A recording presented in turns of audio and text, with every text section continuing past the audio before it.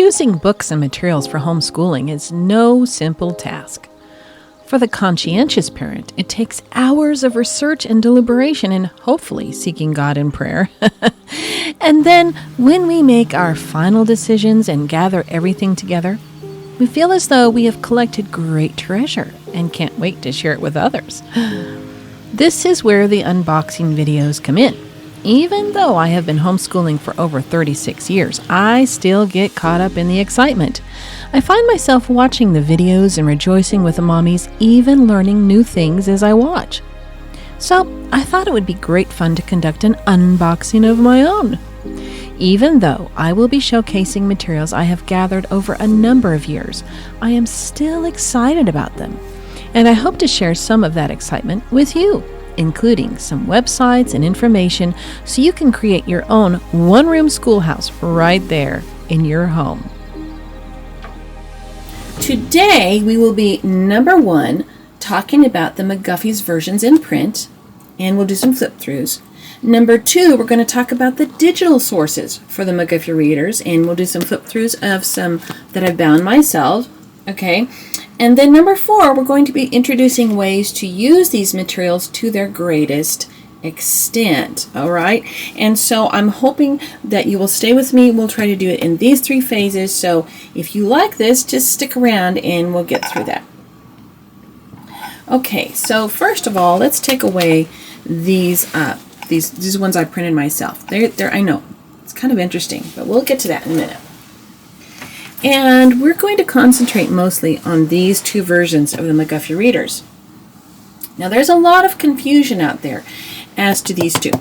All right, first of all, the brown ones are the ones printed by Mott Media. And they're pretty nifty. If you can get a hold of them, you can get a used set for a fair price. These, I think, are over $130 for all that you get. And there are some other books that I got with this. I think there's a guide that Ruth Beechick wrote to the McGuffey readers. And so you can get all that together. I think it's over $130. This one right here, you can get really cheap. You can get used. I mean, versions of this are all over the place, especially on Amazon or eBay, etc. This set right here, my husband found from an antique store online. And so they're a little upscale from the ones that I used with my kids were the cheapy ones. But these actually have a cloth ribbon binding on the edge of the primers, or this, yeah, both primers. And then the spines of the others are actually embossed pretty deeply. I think they must be leather, embossed leather. They're really, really nice. So I keep these for special. These are my display models. But the children didn't actually use them. One thing I did also with mine is I covered them. I took one of those I took one of those protector sheets that you use in a binder, and I cut off the edges and I laid it flat, and then I made covers for these. Let me show you an example of that.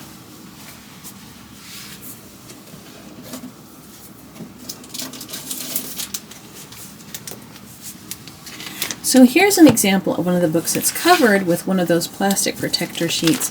Here is a cover that I took off of the ones that I made. Basically, I just cut it, laid it out, kind of folded it onto the book, and then I secured it with a little bit of tape. So you can take them on and off if you need to, but they really are terrific for protecting these books. These books have a matte kind of a paper finish, and so, like if you spilled something on it, it wouldn't wipe off very easily. And also, kids like to scribble and trace. Well, it's better to have the plastic on. I think you agree. Anyway, so these are the originals. These were published in like the 1830s by McGuffey himself, William Holmes McGuffey himself. Okay, so these were the original ones. These are the ones that I like for certain things and don't really appreciate for others. But anyway, right here, these are the revised ones. These are the ones everybody associates with the McGuffey readers because these were the later ones. These are the ones that were done in 1879 through, I think, 1882. And they are the ones that people think of when they think of the McGuffey readers. But these were later. And these were not compiled or written by William Holmes McGuffey himself. They were made in the spirit of these, but he did not have anything to do with these readers. So anyway, we're going to go over this original set first. Okay, now this is the Eclectic primer. And a lot of people, when they're starting out, they're thinking, well, I'm going to teach my kids to read, like Sherry said or someone else said, with these books, and they get this primer. And I got this primer, I think I got this primer originally, a copy of this way back in 1989. And I didn't know what to do with it. It ended up in the bottom of the toy box. And the cover got ripped off and everything. It's kind of mildly interesting. It's got some crude illustrations. These are woodcuts, right? And I guess it could be used to familiarize your child with how, like, reading works, with how words work together. And it's pretty simple. It has pretty simple words in it. And you could do these little simple sentences with your child. And it could be kind of fun, I guess, in a way, just to look at the old quaint pictures and everything. I did not use this, however. I tried a number of times, but I could not use this to teach my children how to read. I actually taught them basic phonics first, and then we used this book, which is the Pictorial Eclectic primer. Now this one is quite useful. Now remember, back in the day when they were pioneers on like on the prairie or in the forest, they didn't have things like flashcards and all that. They had a book, and that's what they used. And so here we introduce the sounds of the alphabet at the beginning. Axe, box, cat, dog, and etc. So they would use this like we would use flashcards, and they would help their children to learn the basic sounds of the language. Now, lesson 1, they're little different hints to the teachers, in the front. And they talk about simplicity, progression, and spelling. Now, when they talk about spelling in here, they mean what we call sounding out. So what they would want a child to do is where it says spelling, a child would sound out each word. And they would practice these until they got them, like is, it, an, ox. And then you would have them say it fast, is, it, an ox, right? Then they would actually read sentences composed with these words, right? Is it an ox? It is an ox. It is my ox, right? And here you see that word spelling again. So they would spell these words and they would read these sentences. And this is kind of the pattern that this book followed for a little bit. And now we are spelling or sounding out and reading the sentences as we go along. And it kind of builds gradually on just these first sounds, right? So gradually a child is reading small sentences and they move and they get bigger and bigger and bigger. This is such a gradual, sweet book. I love this book. And it has like word families, but not in a forced way, because definitely these aren't really word families right here. So, oh, ah, see, yes, can, me, you, Ned, far, hop, tom. So these are not a word family, but these are words that they're going to use over and over in this book, so a child should be familiar with them. But then you will see a few word families as you go along in here. Like pin, bit, kit, sin, din, the A words and the it and the in right here. So they do both, which I love that about McGuffey. He's not stuck in one camp or another. He just did what worked. Remember, he when he was 14 years old, he had a one-room schoolhouse with 48 students of differing ages. Can you imagine? Okay, so that's this. I love to teach children to read with this book. I also have a phonics program that you can use, and you can use this to reinforce those phonics rules that the children learn. And it's for free on my website. It's called To the Top Reading. Okay, this right here is the Eclectic First Reader. This builds on the Pictorial primer. And it starts out simple. It's kind of, but it moves forward. And the child just gradually. So let me show you what I mean by that. So here we got just a few words, a few sentences that make up these little stories, and we have pictures. And this is kind of a charming picture. Now these are engravings. They're still woodcuts. Maybe this looks kind of like an engraving, but it's really kind of crude. But it's a good picture. It's a good representation, and it's good for a child to learn language and to learn what all this stuff is for by talking about these little pictures in this book. In fact, that was considered part of the curriculum that McGuffey foresaw. So you've got to take the picture and talk about it with the child. What is happening? What time of day is it?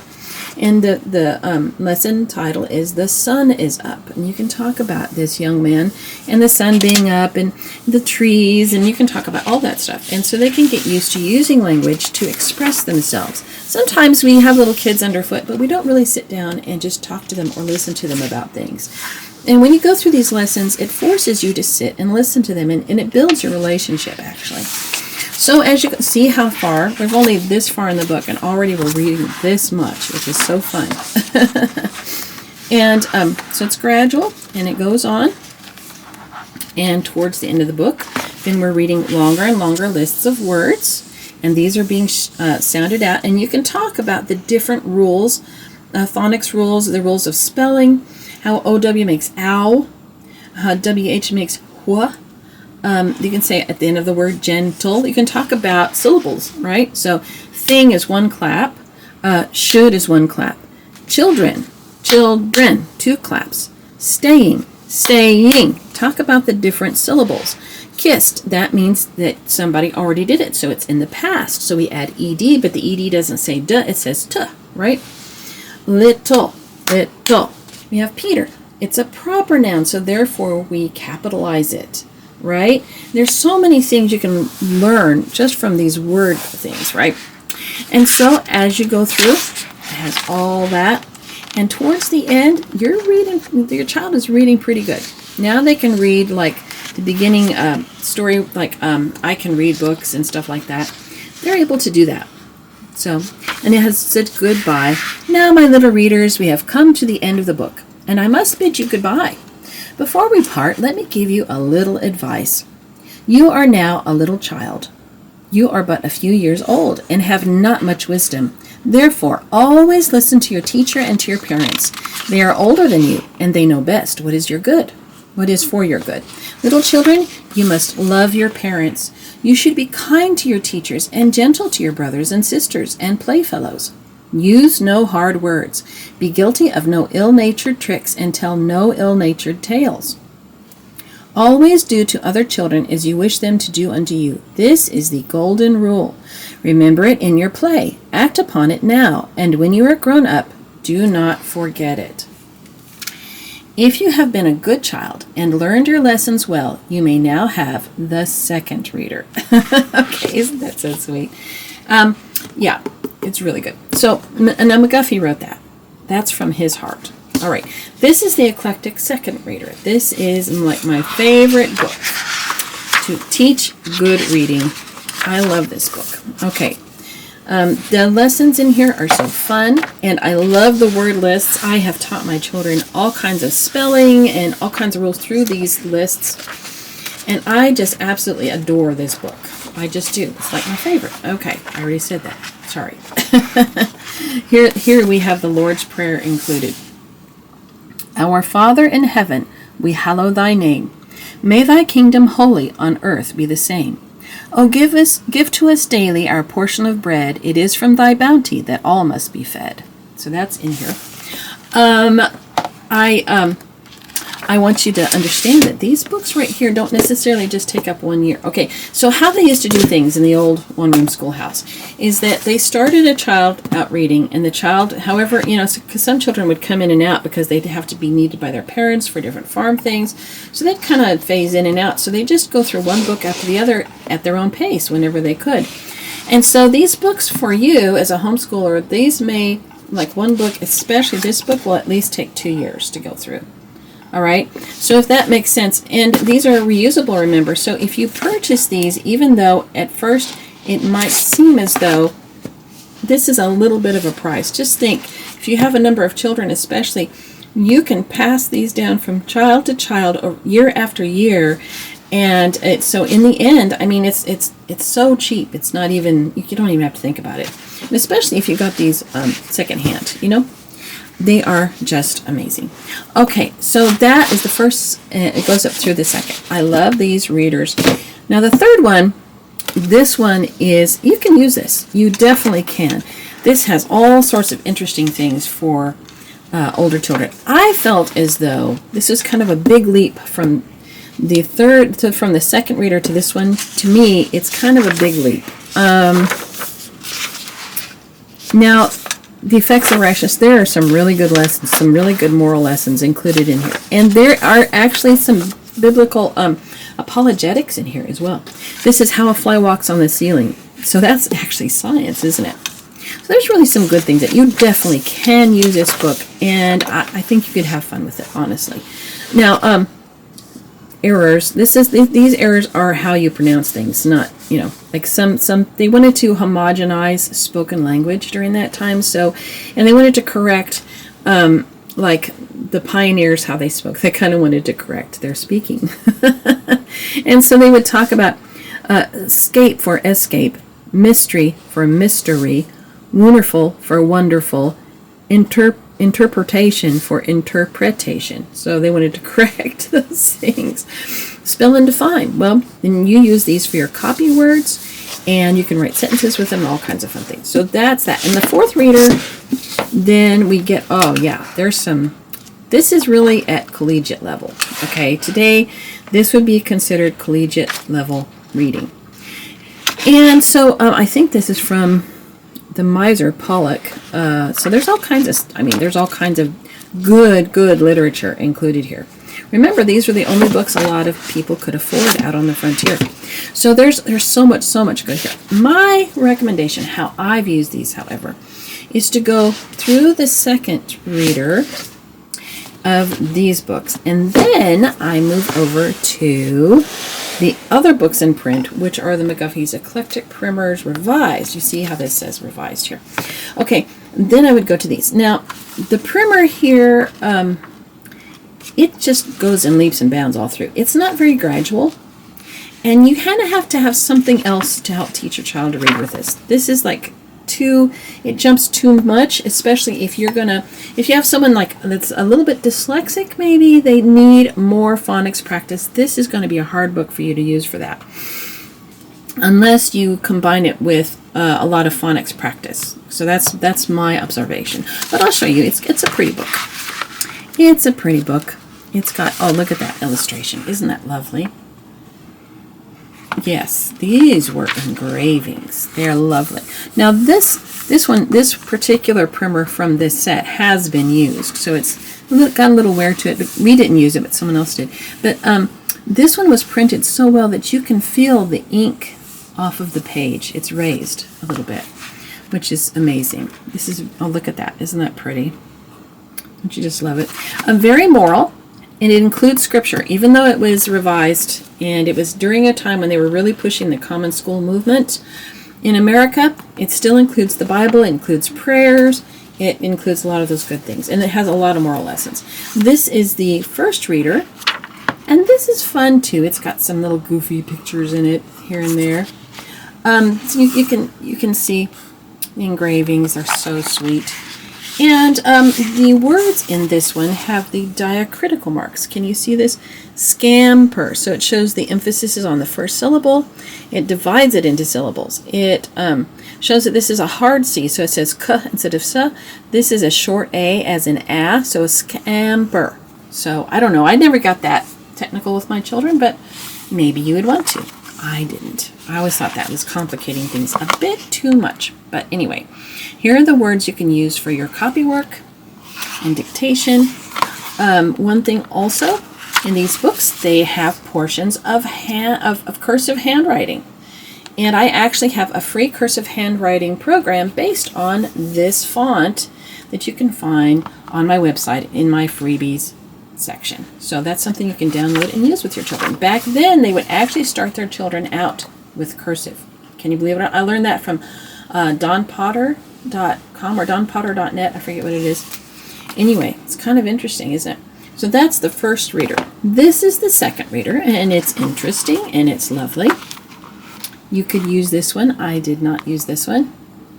There's some good poetry and some different things. And you'll notice that these paragraphs all have numbers. Now this is really convenient if you're going to give a copy work to your child, and you can assign them, say, for this lesson, I want you to copy paragraph number 5.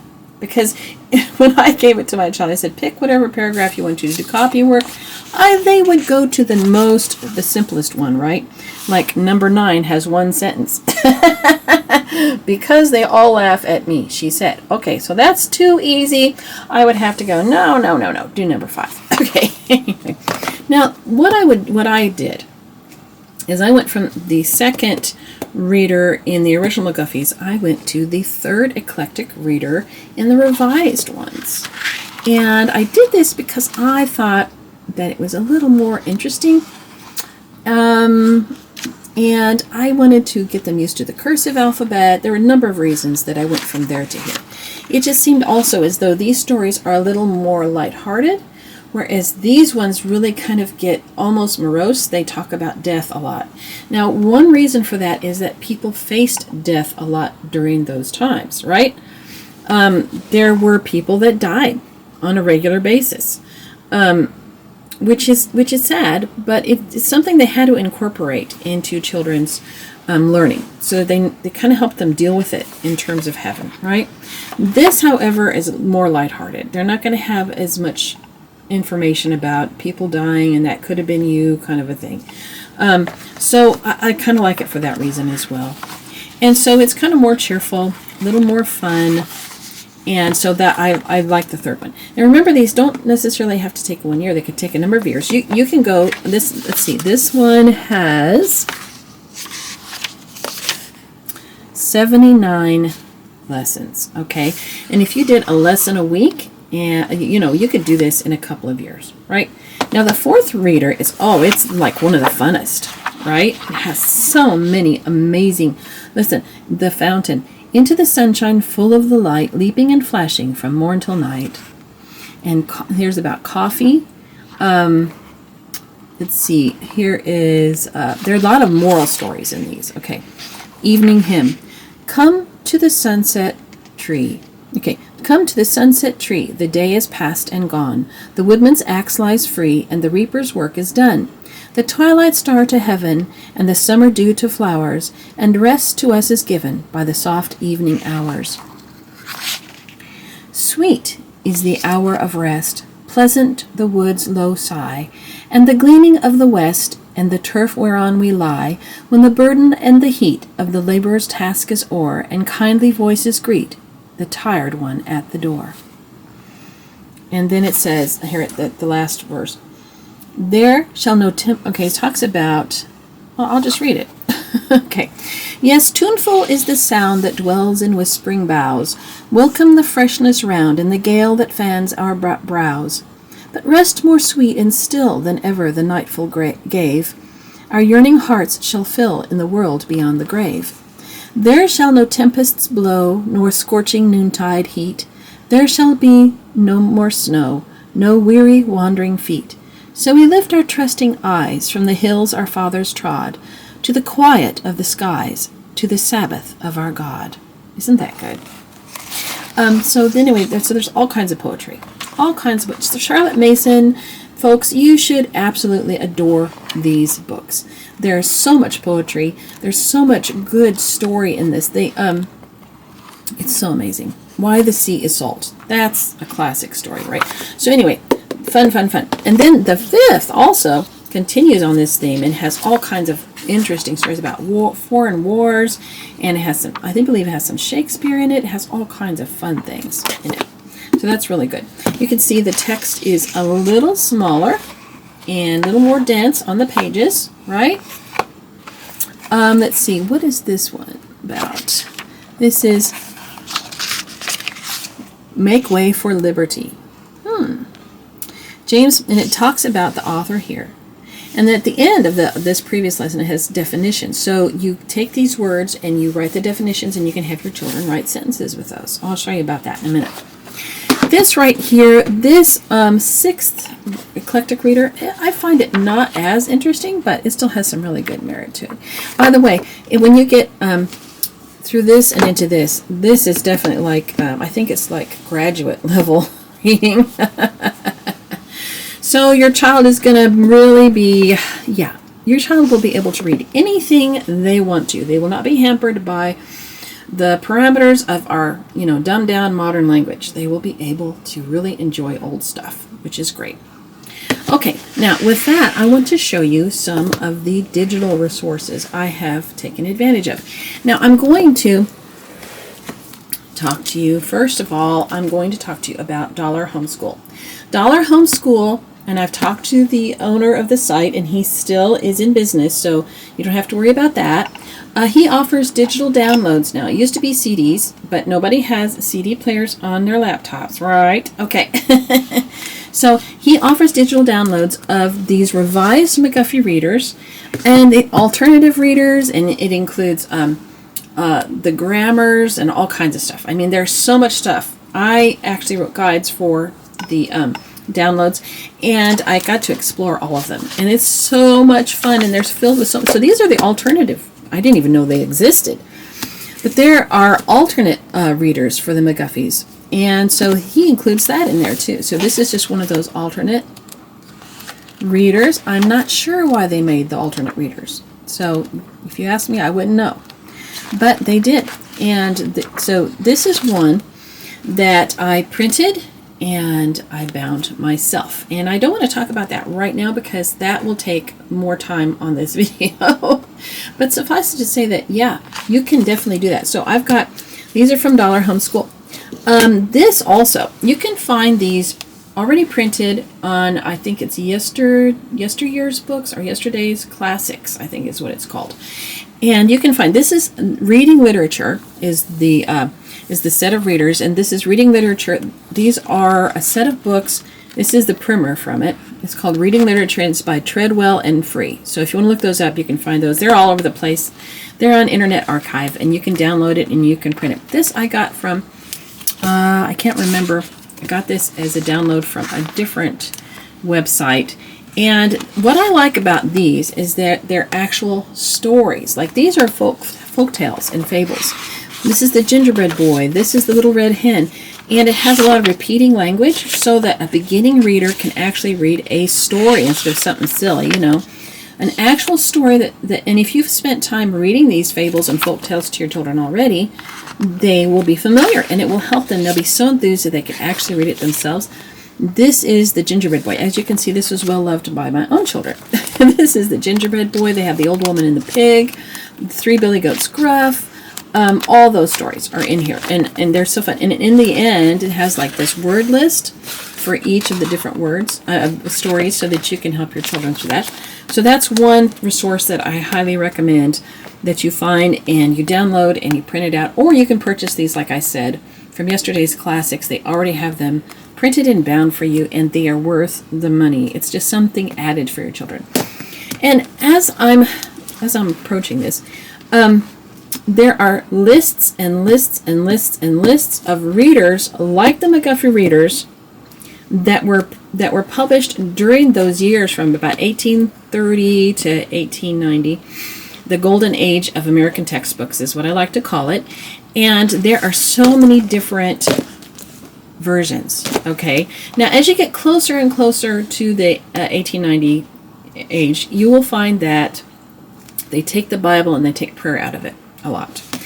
But you also will find stuff in there that you won't find in our current readers. And this is from the James Baldwin Fairy Stories and Fables, the second reader grade. So this has all kinds, it's kind of like the reading literature series. And this has that. Now, I want to introduce you to two websites where you can find lists of these types of readers that you can download, print out, bind yourself. You could just print them as a double-sided page and just stick them in a 3-ring binder if you wanted to do that. I've got all kinds of ways you can do that. Anyway, I am going to show you two websites here.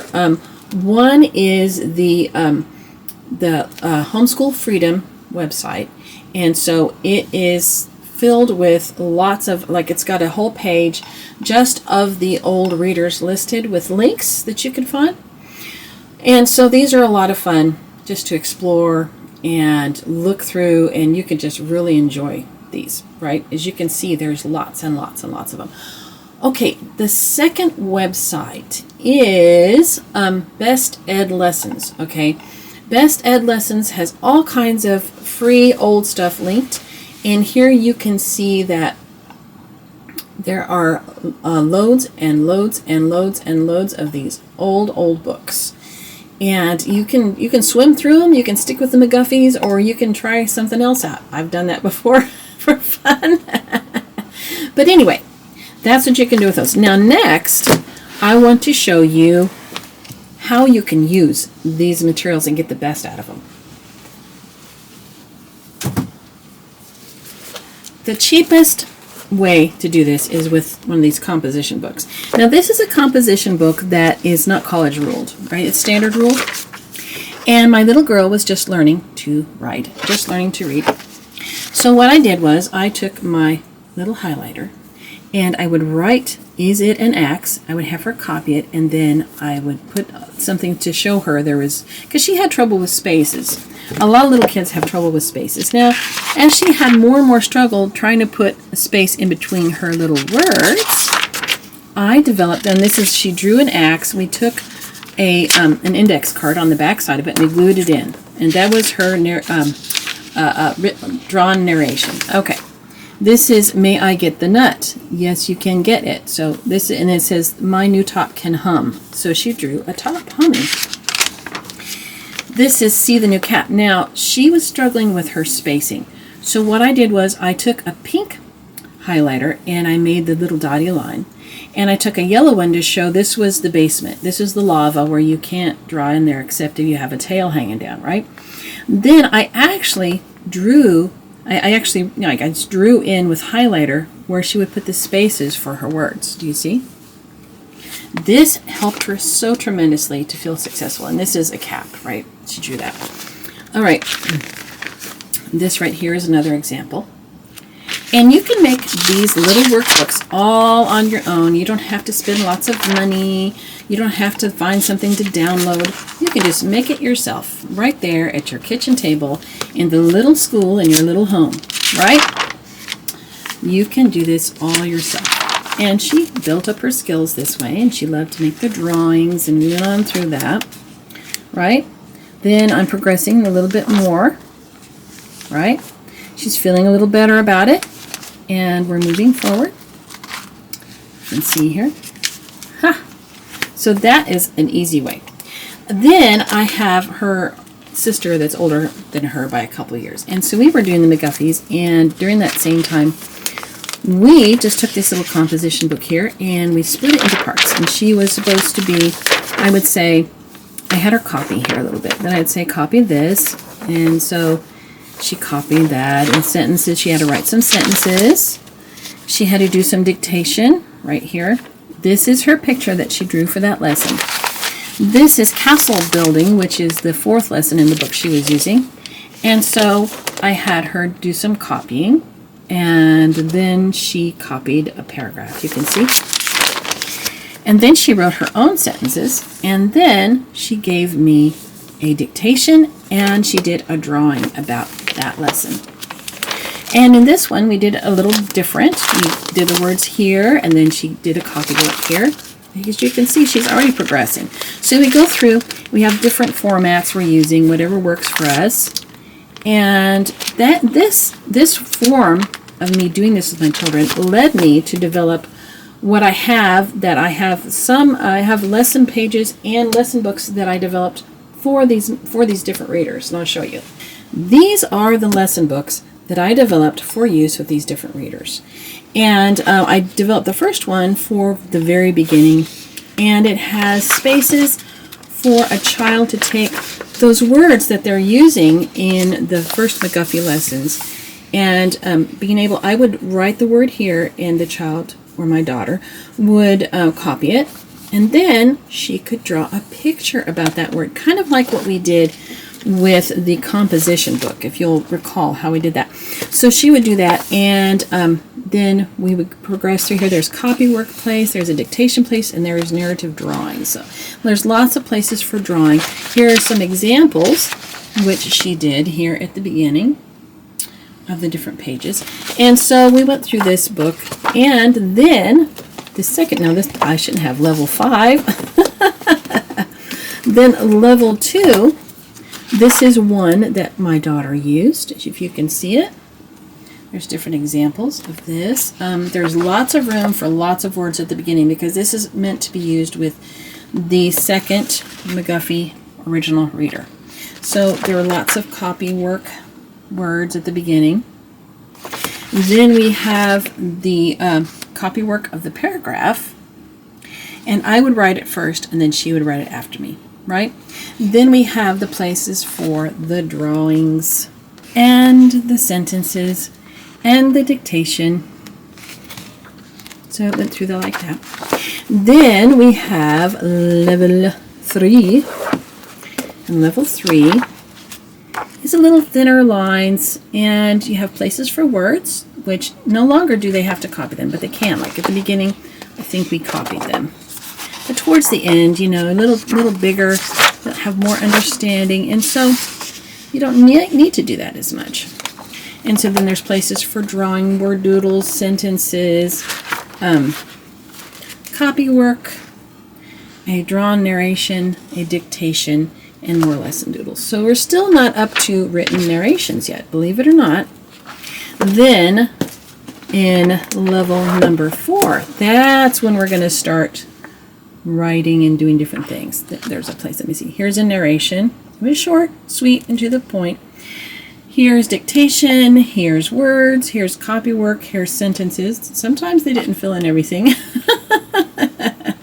So you can see how that went. There's some good sentences, right?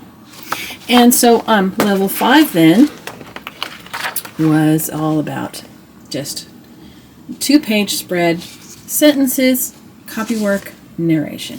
And there you have it. So I hope you can see that it is definitely doable to use these readers to their max and to be able to develop your own system even. And there are different people who've done different things with these. But these are really a mom's answer to prayer for language arts, because you can not only teach your child the basic phonics rules, you can also teach them good vocabulary, sentence structure. Once they start narrating, you're teaching them all about composition. And so doing it, if you teach them to narrate really well, then when it gets to the top point to where you're teaching them essays, it's just an easy transition because they're already good writers. So I hope this blesses you today. I hope that you'll be ready for our next video, because we want to make this our glory year, don't we? And I hope to be showing you other aspects of American education during the golden years, and I hope to help you also apply some of this stuff to modern stuff. And I want to also go over different ways to bind and use these different resources if you can't find them already print and bound. So with that, I hope you have a wonderful day. God bless. Bye-bye.